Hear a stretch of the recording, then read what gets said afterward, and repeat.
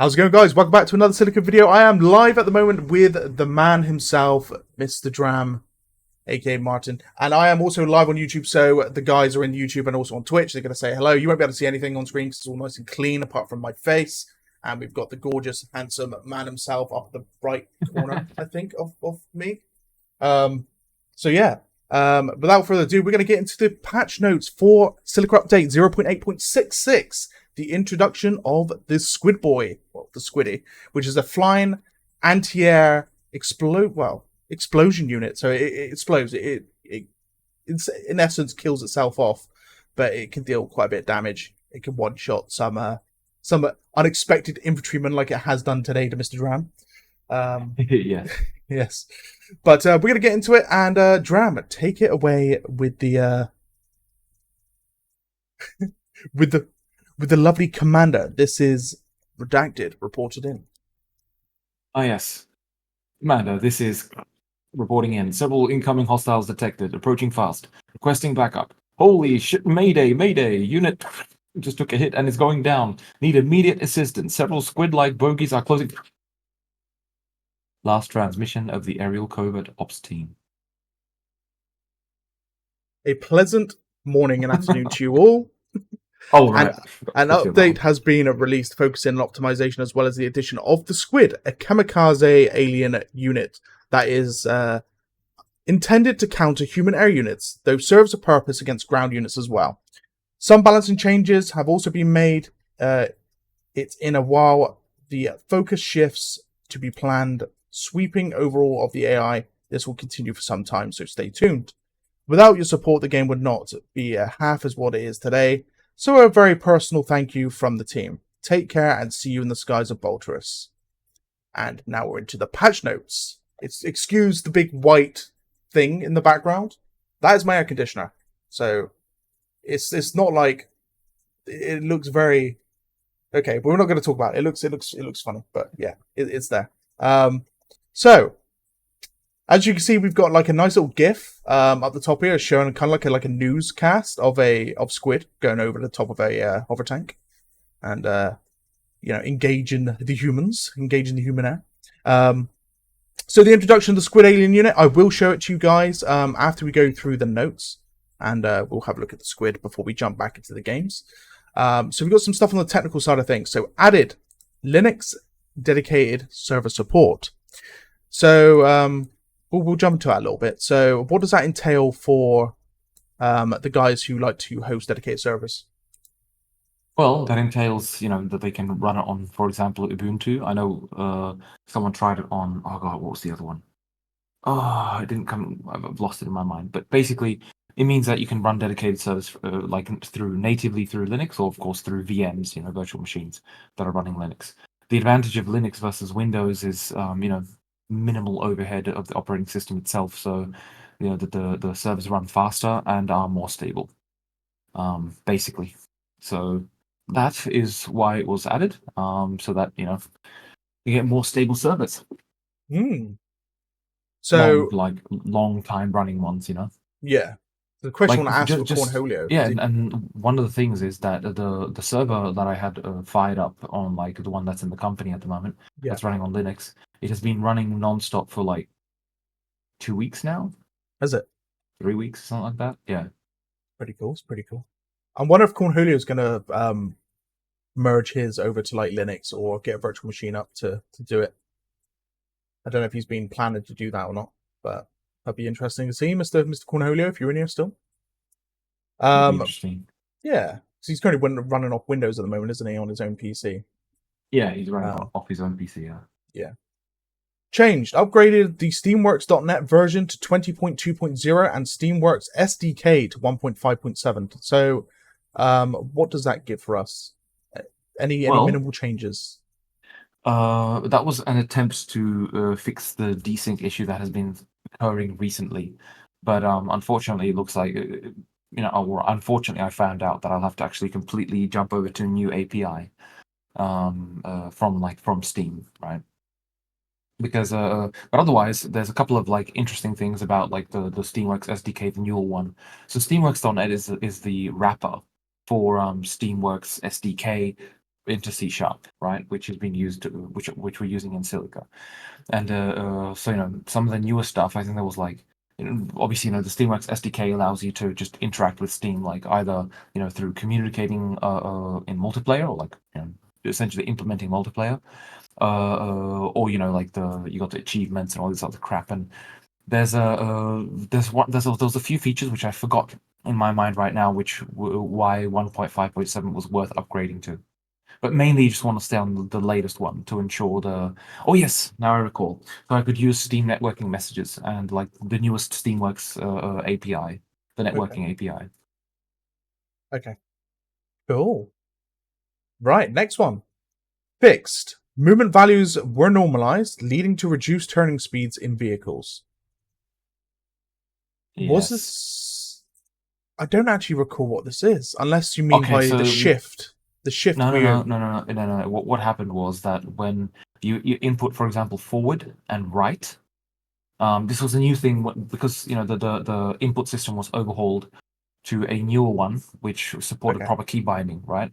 Yes. So that's why we moved to the new input system, and by doing that, there was just a new. Always you're gonna encounter new errors. You'll create new bugs, and one of the bugs was slower harvesters, right? When controlled by players, because when you held forward and right, it wouldn't go at it wouldn't give the input 1 forward and 1 to the right. It would put 0.707 and 0.707, so you'd be going at about 70% of the speed, which of course it's an exponential curve as well, so you go actually slower than that.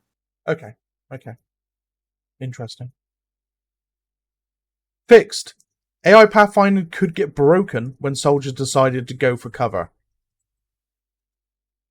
Yes. So when they went for to go for cover, sometimes if it didn't find a cover point, there was a certain situation where that could happen. It actually broke the pathfinding entirely, and the soldiers stood there and did nothing. That was where some of them just stayed there and didn't respond to orders. Yeah. It was a complete edge case which had been there for some time, but was more pronounced on some levels. Yeah, I remember running into that quite a few times, and I was just like, Yeah. Please move, please, Yeah. I beg. And they just stand there, Exactly. and I'm just like, oh god, right, take control. Yep, move them around. Yep, go back Exactly. in. Move, please. Right, fixed. Linux-related screen size issue causing console spam to be and broken build. Yeah, that was just purely a Linux issue. So because it would check screen size in the settings and then set a couple of variables based on that, Linux returns a 0 screen size. So like the dedicated server on Linux returned 0 screen size. So it caused like a console spam, and it broke the settings, and you just couldn't basically use it. It was literally a one-line fix. Fixed. AI Commander did not use human air units, and a part of that as well, AI Commander did not use alien air units.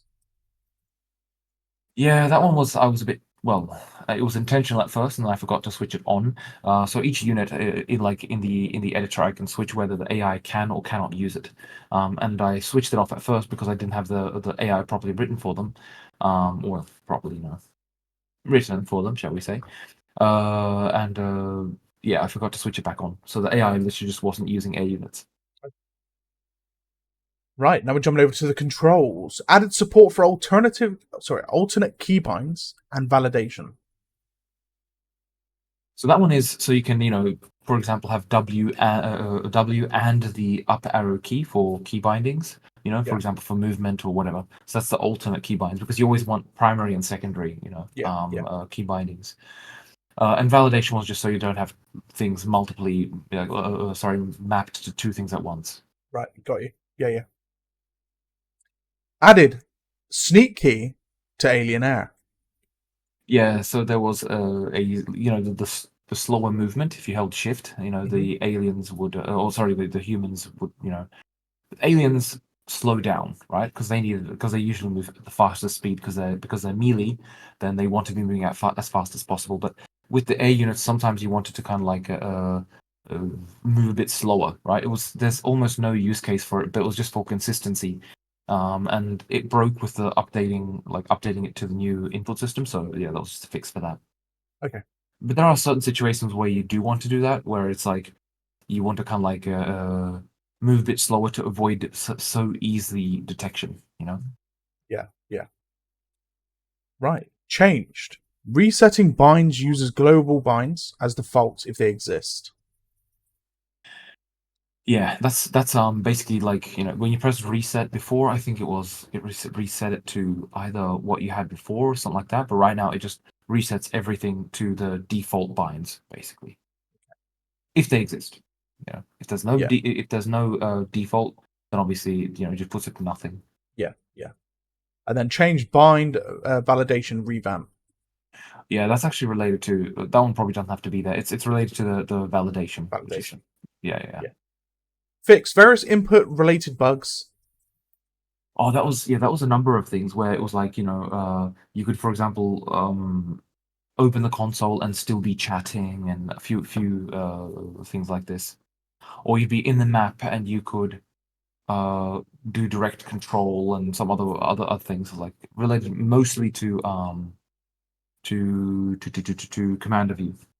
Okay. Again, caused by the new input system. Yeah. And then fix Alt Shift no longer reset sensitivity. Now, Yeah, that funny. was a painful one. So funny enough, I never actually had an issue with that. Like, Yeah. I was told about it. I think it was Cornholio that told me about it. Actually, he said hold Shift and try and aim, and just nothing changed for me. Yeah, so you know what it was. Go on. I tried it, and like some of the testers reported as well, like internal, like in Bohemia Interactive, and I tried it myself, and it didn't work. I was like, wait a minute, what were you pressing? And they're like, well, I pressed Alt to look around, and then I pressed Shift. I was like, Alt Shift, that's the switch language key. Ah, So if you switched languages, it would fuck it up, basically. It would so reset the sensitivity to like default, which is ridiculously high. is this was this bug only localized to PCs where, for example, you've selected 2 or more languages in your Windows settings? Precisely. Right. So that's why I didn't Precisely. encounter it because I've just got Yeah, English UK and I've got nothing else. exactly. Yeah. Ah, okay. See, that's interesting. That's interesting. That's why I never had an issue. Okay. Yeah, people should delete their other languages, eh? Yeah. Right. Performance.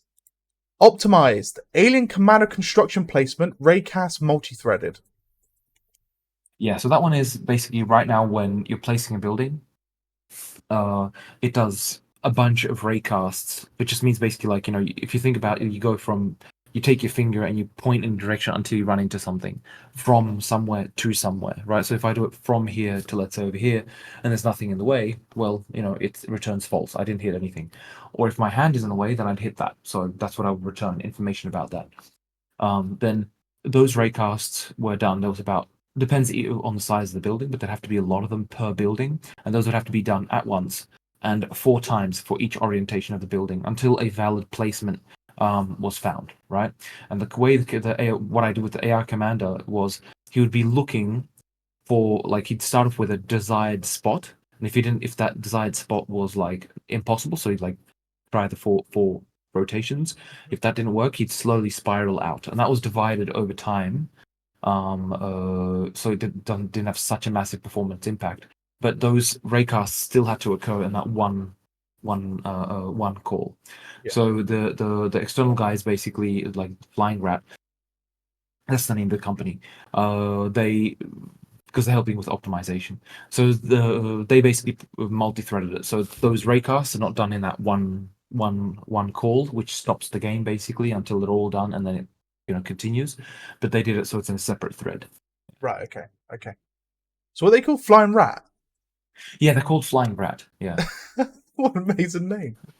It is a very amazing name. And the reason I haven't like talked about it much is because we wanted to do a kind of announcement video with it and this kind of thing, But because we're reaching the end of the targeted cooperation, which makes sense right now. I mean, the most performance that can be gained is going to be by gameplay or like game changes, or Yeah. asset changes.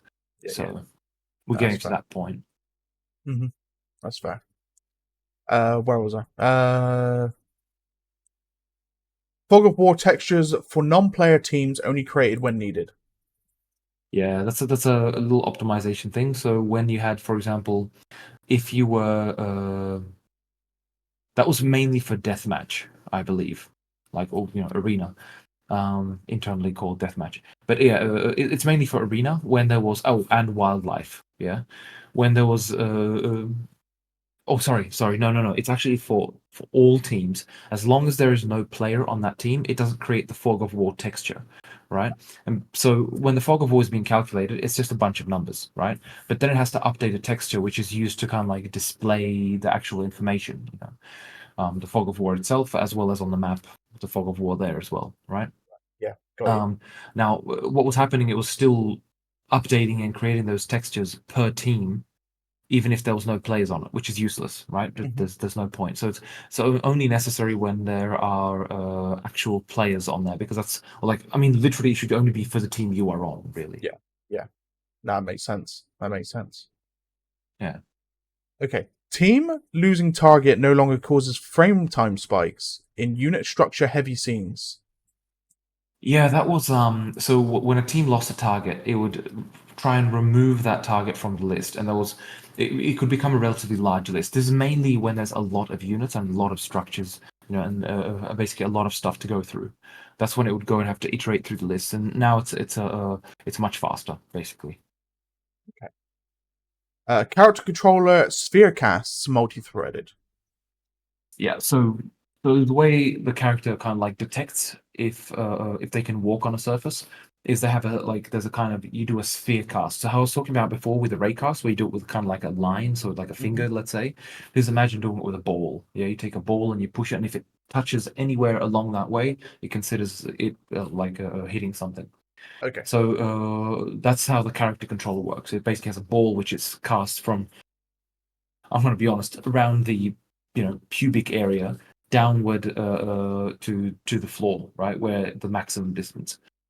And obviously, when it was being done, let's say 100 characters per frame, or it wasn't being done per frame, but per physics tick, physics update, then it can cause a lot of performance issues. So that's been multi-threaded, basically. Right. Yeah. So it's spread out over time rather than just being done every single physics tick all at once. Okay. Sorry, just covered in chat and goes balls. Just he knows how to get me. Update FPS hand animations only for locally controlled soldier. So I kind of get this already. I know this as well. So it's to do with it has to be a player because the AI also had the animations and it's not required. It's related to a thing which I have to go back and kind of improve upon, where I was to make sure that the bullets coming out of the rifle from the character you see are in the correct location when it's player controlled, right? So if you see, when you see it from FPS, you see the bullets coming out from the muzzle, right? Then that has to match obviously in multiplayer, because otherwise you'd get the shots, let's say, just going over the top of a small rock on one screen, but on the other screen they'd be, let's say, hitting the rock, for example. So that's just that. Yeah, that's mainly to address that stuff. Okay. Oh, sorry, that was this thing. That's why I have to have the FPS hand animations playing. But with this, it was just, it's only need for the actual, like, the animations themselves. So like when you're shooting, reloading, and all this kind of stuff, they only need to be playing just for the locally controlled soldier. They don't need to be playing for the others, because the position has to be correct. That's true, but that just doesn't need to be actually updating the animation. Yeah. Turret aim and raycasts multi-threaded. So is that similar to what you're saying about the finger thing, or was that totally different again? Yes, exactly. It's just the turrets. Basically, they look at where the target is. They calculate where the target will be or should be, like where they should aim to be able to hit the target. And if there's anything in the way between them and where they are trying to aim, they will not shoot. Obviously, right? So that's leading the target and whatnot. And this raycast, of course, just multi-threading of that again. Yeah. Okay. Hovered vehicle jets only modulated when closer than 100 meters, and it's the same with the air vehicles, but 200 meters and the VFX. So I kind of feel like they're in the same boat with each other. Oh yeah, yeah. It's the same thing. It's just mainly like you see the thrusters kind of like get longer and more intense and this kind of stuff, and that happens only within 100 to 200 meters. And Okay. of course, the issue mentioned today, where the thrusters they can be in a distance seen still glowing, that's related to this. So an optimization that created a bug, so that will have to be fixed. Okay. And Check actually, risk of. and Oh, it's sorry, I just want to say it actually yeah, saved yeah. a lot of performance. Like in the benchmark scene, it saved like 1 or 2 FPS basically Okay. Might go in into the certain benchmark as situations. well at the end of the video, I think, and have a little look. Because I haven't done a benchmark in a few weeks now. So, well, actually, no, it's Yeah, been about 2 months since I've done a benchmark. So, we'll have a look again. should be interesting. Yeah. Check risk of friendly fire algorithm. So, I think I know what this is because you explained it the other week. It's to do with the AI opening fire, right? And Yes, killing precisely. off friendlies. Yeah. Well, this is optimization, right? Performance optimization. So basically, when there's, you know, if I'm a rocket launcher shooting at an enemy crab, for example, or I want to shoot at an enemy crab, then basically what I do is I check around that crab if there's if there's any units which are friendly or or whatever. Same applies to if you've got spread. So, for example, if I've got a like weapon which has a lot of like spread and whatnot, then you take anything that's within that cone into account. You know, you avoid shooting into friends, basically. Yeah, yeah. Animated deactivation on distance.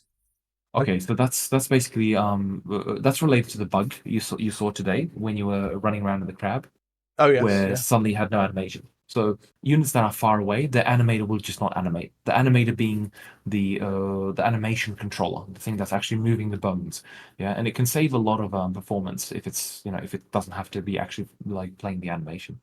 So that's why it's deactivated at distance. okay, But of course, it causes a side issue, which is if it gets spawned initially, which is far away, that gets evaluated, it's disabled, but then you switch into it immediately within the same frame, then it doesn't actually do the check again to see, oh, do I need to reactivate it? Yeah, just a yeah, minor issue that needs to be fixed. okay. Optimize. Get base game object. Get highest parent and get damage manager. You now uses cache results. Yeah, so this is all internal stuff, right? Internal source code stuff. Basically, the base game object is anything which is damageable or anything like that, right? Get highest parent is if you've got, for example, the structure, the main parent object, which you consider a structure. It's not the actual structure itself, but the object you consider a structure. And in that are the individual buildings, the walls, all the little things and all that. Then if you, by trying to get that object, you'd look for the highest parent, right? So you get from this one, for example, one object that you'd say, oh, you give me a highest parent, and it would go up in the list and get the highest parent from that. So it just caches those results, basically, improving performance. Yeah, and then we got cached AI agent, unit camera controller, and crosshair info in units automatically. Yeah, yeah. So this is just because before I had it that when a unit spawned, it looked for its AI agent, unit camera controller, and crosshair info. But I just cache it in the editor now. So and I do it automatically, which it just means that like for gameplay, it just means slightly better in performance when spawning units. Yeah, not Right, not when the unit is running itself, but just when spawning. when spawning. Okay, and then you got optimized camera, crosshair info, and AI agent pre-cache reference to all units.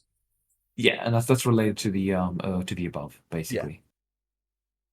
So I basically Okay. cache them automatically if I hmm don't thing, and then I also put it so that it's also in the editor. Okay. Right, now we're on to the multiplayer stuff. So fix player score incorrectly incremented by numbers of players. Yeah, yeah, this was a long-standing one. yeah. It's now been rectified. Basically, it used to multiply by how many players were in the game. Is that right? Yeah, that's Yeah, precisely it. Yeah. yeah. So if you shot, let's say, an enemy, you got one kill for hmm like, let's say you killed a crab, right? That would be one kill. If there was 20 people there, you'd suddenly get 20 kills. So it's Yeah. ridiculous. Racking up the kills for free. Yeah, and you think, oh, I'm doing really well, man. I've killed 1,000 people. Wow. Wait, Yeah. Day and night cycle Exactly. switching today suddenly when a player joined. Oh my god, yes. I can have Yeah, the nighttime flashbang. again. Big The old flashbang. flashbang to the face every Sunday without fail. I can now play at nighttime again and see my glorious lights. Yay. But yeah, if you didn't see like the past Silica Sundays and before that, like some of the patches and stuff, basically, um, every time a player joined a match, the time would reset. So you could be playing for half an hour and you could be almost dark, and then a player joins, and then you get flashbang back to 7 in the morning, and you're just like just eyeball retina burn, that type of stuff. That's now been rectified, so now we can have nighttime fights again. Yeah, the But nighttime fights are a lot of fun. yeah, but it was. And When the did I nighttime first fights are experience it? actually, that's another thing. The nighttime fights are actually really important for the aliens because that's when they got an advantage. Yes, yes, yeah. I think And I actually, think. yeah, that's a little bit of a meta thing. If you're alien during the night, stay in the shadows. Hmm. You'll be less visible. There you go, guys. But no, I remember the first time I encountered that bug. I was in a siege tank, and I was going up against another siege tank, and a round come my way, exploded next to me, and then it was daytime, and I was really confused because not only did I get flashbanged by a plasma ball, but I actually got flashbanged by the game, and I was really confused about it. You just got kicked into day. Yeah, it was really weird. Like it was so like perfectly timed. It was just a flawless transition between plasma ball to daytime. It was great. Yeah. Fix. Players remained on a team at the end of the strategy game restart. Yeah, so basically when a strategy game restarted, the players still had their team assigned. Yeah, so right now they go into neutral, basically into no team, so they can so everyone's in like grey. There's a disadvantage to that right now is that at the end of the match, right now you'll see all the players and they've got no team. What's missing is when a game gets completed is of course a kind of like well match statistics screen where people can kind of like talk to each other like from both teams and still keep the team they are on until the game restarts in, let's say, 30 seconds or whatever. Yeah, yeah. Kind of like a leaderboard with like statistics Exactly. on it and stuff. Yeah, Exactly. yeah. Exactly. Um, voice chat no longer worked at the end of the match. That was fixed. Right. Okay. Yeah. So that was just like when the match ended and it was restarting. It's actually at the start of the match, yeah, but it's related to the one above. Basically what would happen is that when you had a team and the game was over, you could no longer voice chat. So therefore, by putting the people into neutral, they could voice chat again. You know. Yeah. Okay. Okie dokie. Right, now on to the balancing changes for pretty much aircraft wise and also alien turrets. So, change fighter bullet range from 4,000 to 600 meters, which is a ginormous change. Yeah. And then their bullet speed also increased, though, from 800 meters a second to 1,600 meters a second. Yeah. I haven't actually used the fire since the update. I've used the gunship, but the gunship just had its range decreased. Didn't have its bullet velocity changed, did it? No. No. That's unchanged. Yeah. Drop ship bullet range from 2,500 meters to 1,000 meters. Gunship bullet range from 2,000 to 1,000. Thorn Spire targeting range from 500 meters to 650, which is an increase of its range, which falls in the range of the fighter then, because now the fighter cannot bang you from orbit. It actually has to close into the range of which a Thorn Spire can open fire, which is good. You're talking about Thorn Spire though, not the Oh, the Hive Thorn, Spire. not the Hive Spire, the Thorn. Yeah, but it's the same for the Hive Spire as well. Yeah. Funny story about the Thorn Spire. That and the Dragonfly is the only units that uses thorns now, technically, right? Because it was the Scorpion before the change. Yeah. The Thorn Spire still fires what the Scorpion used to. Yeah. Yeah, I'll probably be changing those the turrets a bit. I might leave the Thorn Spire as is because I do kind of like it shooting a thorn. But I probably will put like the blobby one as well. Okay. One The that'll big fire poison with the blob. same. Yeah. It'd be pretty cool to have like a flame spire, wouldn't it? Freaking Blame. flamethrower. That sounds like it needs to be a human turret rather than an alien turret. perhaps. But you got the fire bug. Yeah, true. Got the big magic flying carpet thing. And the queen too. Oh yeah, and the queen. Yeah, the queen's nuts with her fire bombs. They're insane. So Thorn Spire targeting range from 500 to 650, which is within range of a fighter. Hive Spire, which is the one that had the old behemoth Shots, is now being upgraded from 300 meters to 450, which is still outside of the range of the fighter's bullet range. But even if you cross that, you're pretty much done for, because I know Hive Spires can be nasty. Not anymore, and that's the change that's right under that. Oh yes, I can see it now. Hive Spire shot range from 800 meters to 550, so it's got a less lifetime of the shot. Dragonfly side strafe speed to 25% of forward, so its strafe is slower than its forward thrust, and its rearward speed is 50% of forward, so it's slower again by 50%. So it's no longer like a super strafe in, up and down, side to side, back and back. It's more like a go forward fast. The idea was that the Dragonfly should be kind of like more approaching a target and shoot a few shots and then kind of like fly out of the way again and approach again. But what was happening, it was just cheesing by just doing this. It was just really annoying and just bad gameplay. Yeah. And the last two, which is FX fixes, engine sounds for the light quad and heavy quad improved. Yeah, that was just a 2-hour alt tab when I was just getting really frustrated. And I needed needed something to do something different. So I decided to kind of like revisit those two. Yeah, I wasn't truly happy with them. They're much better now. That being said, we're going to jump in and have a look at the SQUID quickly to show on the patch notes. And there was another change I was going to show as well, but I've actually totally it's left my brain. Benchmark. Benchmark. Yeah, so we're going to look at the squiddies, and then we're going to have a look at the benchmark as well for the end of the video. So,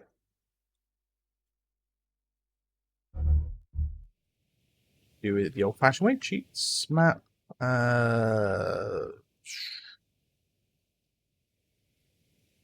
proving grounds, MP_sandbox.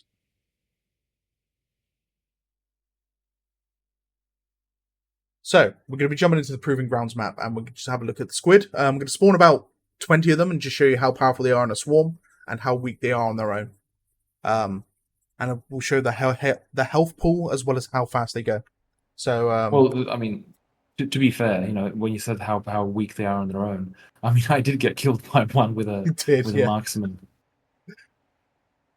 And as he came in, he said it was a who was it again? It was Flame Smoke or something like that. I forget. And as he came in, he's like, "I love you, DRAM." Dead. So this is the squid. It is a 300 HP unit. It is a flyer. And you can see it's pretty chill at the moment. It's not doing much because it's got no target to attack. I've spawned in 50 of them, so we've got a nice little swarm. Now, if I put we'll put just a sole infantryman, just the poor man. He's going to be bait for the aliens. So we're going to put a sole rifleman on his own, and he's going to start opening fire towards the squiddies. Not all of them are activated, but we've still got enough to kill this man. Oh, and they're all just going to fly in, and yeah, it's going to be over for him. They don't get him. There we go, he's dead.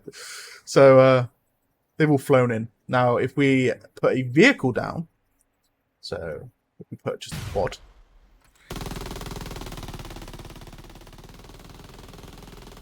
and as you can see as well, vehicles do quite a lot of substantial damage to like singles, but when you're getting swarmed, it's just GG's, right? You could take out one, but if you get hit by one, you're dead straight away because of the explosion. Now if we go for an aircraft, you can see what they're really like. So we're going to put in we'll put a bomber in because it's a big heavy boy with a lot of health.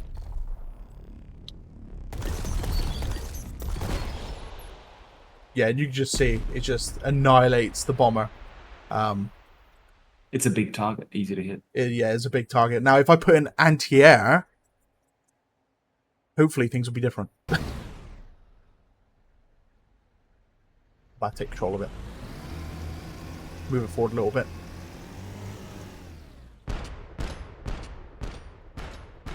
Okay, I'm going to put another anti-air in because he's too far away.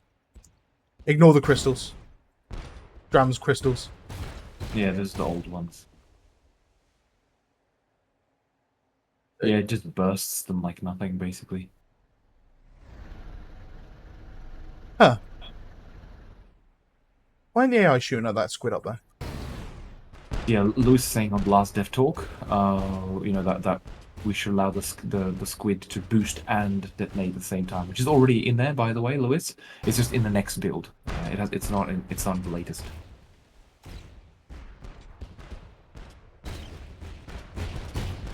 As you can see, don't stand much of a chance against the flag.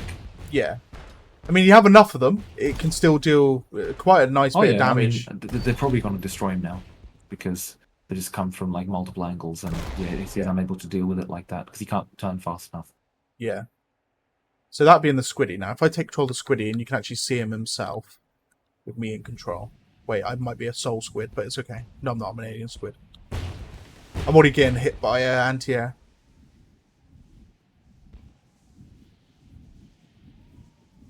Use the boost, man. Use the boost. Wait, what is the boost button? Don't tell you. Is it shit? It's left mouse button. Left mouse button. Left. Oh wait, no, that's wait. Ah. I'm there pressing shift, and I'm like, wait, I'm sneaking. What do you mean? Yeah, it's like it's a lunge, shall we say? No, he got me. The AI got me. Take control of another one. So I can get him. Ah, there he got me again. But you can see there, like the anti-air is literally the direct counter. Now, if I just spawn a ton of them, I'll take control of one. So I might not get singled out. The anti-air is the counter to the anti-air. It's a bit funny. Wait, oh, the soul squids. Oh well, okay. Well, I mean, you know, you don't have to select the team down the bottom. Yeah, if you leave it default, then the default human team is soul, and the default alien team is alien. You know what I mean? Oh, look at that! Oh, you're gonna have them fighting against each other. That's epic. Squid versus squid. Look at that, swarming around each other. They're desperate to try and catch each other. Yeah, there's that one squid trying to go off the map, and the rest are chasing him. And see, this is actually a really good demonstration of the problem with the AI and why I need to change it. You can see how they all kind of select the weakest unit and they chase that one. That's wrong.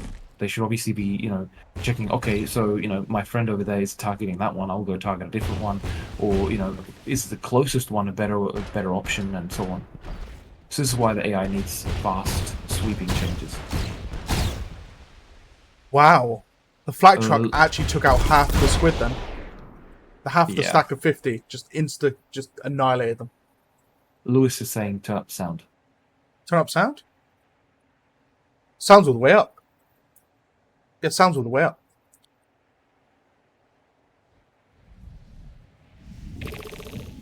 Is that better?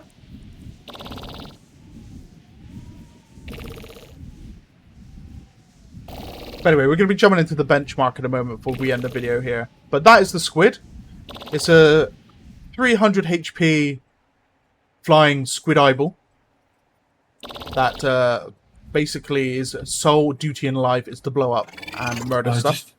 If you want to show like an enemy unit, you could just spawn an enemy unit there, but just switch off AI, man.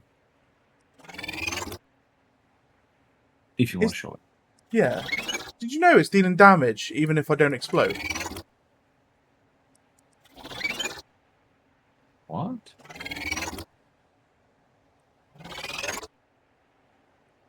Oh yeah, that's to detect the hit. I found something. I've done it again. It was a way to achieve what I needed without doing like some sweeping change to it, and ensuring that the AI can use it. So shh, yeah, don't worry about it. It does 10 damage, I think. Look at that. You just spawned 50 worms. Why would you do such a thing? 100 wildlife worms. Oh my god. Oh dear God. What is the... Oh my God.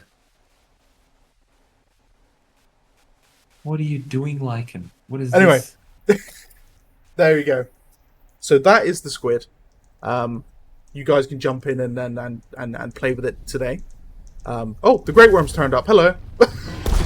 Oh my god. Should be interesting. Oh my God. Let's see. Can I actually kill it? No, the squid is, there's not enough of them. And then he's just gonna eat the rest of the worms. Yeah. Yeah. He's done his job. He's Yeah. saved. Mama Worm has And he's come in like- and saved the day. Yeah, and he's like, GG, went back underground. Right, it's benchmark time. So map. Is it map benchmark? Yes. Benchmark. I think I got benchmark. Whoops. Ah, sandwich beats. Okay, so we can have a look at the benchmark.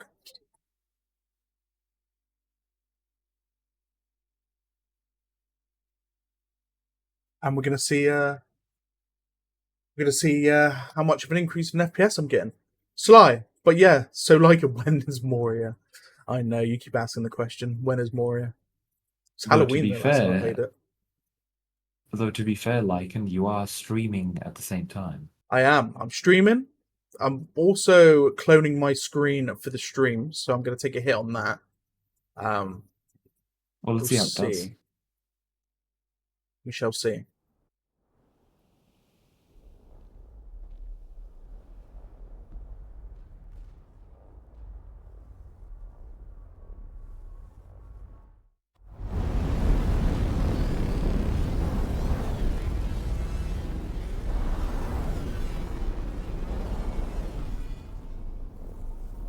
Mind you, this is, if you haven't seen the benchmark before, guys, it is literally like the worst case scenario that you get thrown into, which is Naraka City, as a three-way with tons of buildings, tons of units, loads of harvesters, and it's just a full-on war. So you're looking at a Lucker versus Necht versus Madder game, right? Yeah, pretty much. So I mean, to be fair, there have been like many matches with Lucker and you know, and Mad and whatnot, which have been worse than this. Yeah, but this is kind of like what I would say is this is the realistic worst case scenario. Yeah, well, realistic. It's beyond realistic. Like you don't want this basically, but it's good to test. And there's no point testing with like 300 FPS versus 350 FPS. That's not very defining. That's not a very good test. Yeah, you want to stress test it. So that's why you put in things which are very expensive. Yeah. Also, Need guys, as well, performance. I have got like a pretty beefed out system, so I will be getting quite a nice bit of frame rate. Some of you guys might get less than what I'm getting, but that's mainly it changes from system to system, right? So this is my system, which I'm using to play on as well as clone my screen for the stream. So technically, it's not true representation of what I'd get if I wasn't streaming. I'd probably get an extra like 5 frames on top of this if I wasn't streaming and cloning my screen. You reckon? I reckon, yeah, because it's double outputting. I reckon it'll probably be about 5. I also got latency as well. I actually play with like a 1 to 2 millisecond latency. Very minimal, but it's still there. Well, it's not 1 to 2 seconds. That's a bit of an over-exaggeration. It's probably like a millisecond.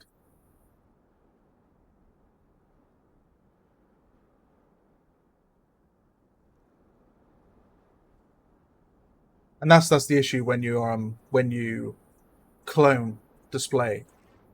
The best way to do it is to use a projector display. Basically, you use the projector setting. That would eliminate it, but it also comes with its own issues.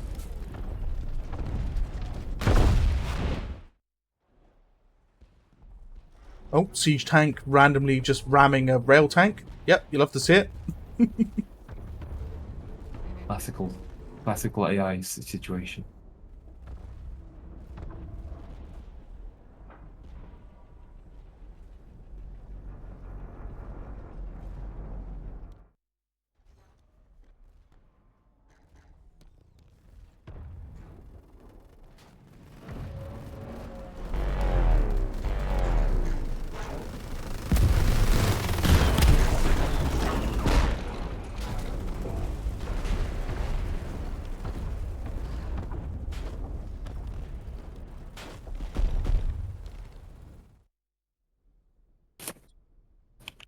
They're all still sitting on an average of 34. Hasn't really changed.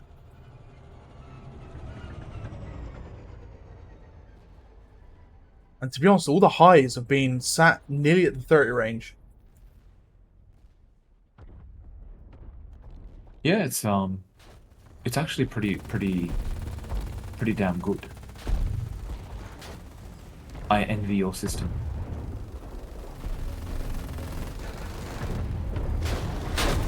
Oh my god, look at that war in the middle.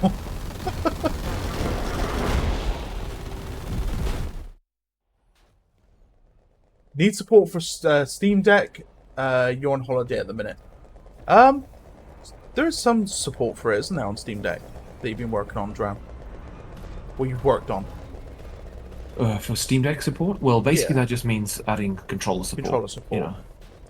Yeah, because I've played Silica on the Lenovo Legion Go, which is a Steam Deck as well, but it's Windows based. Yeah. I've played Silica on it. Yeah, I don't think you can do Commander, but you can do Infantry.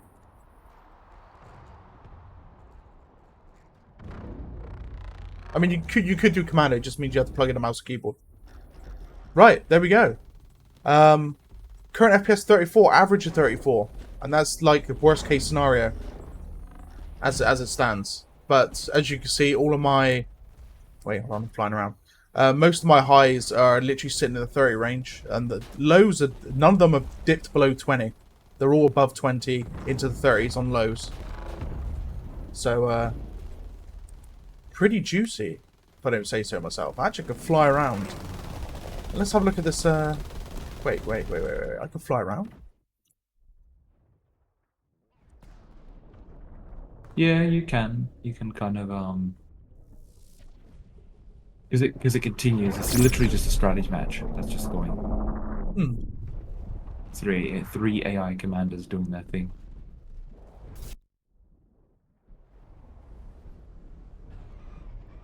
I love how like this base is like molded into the into Naraka Sea. Yeah.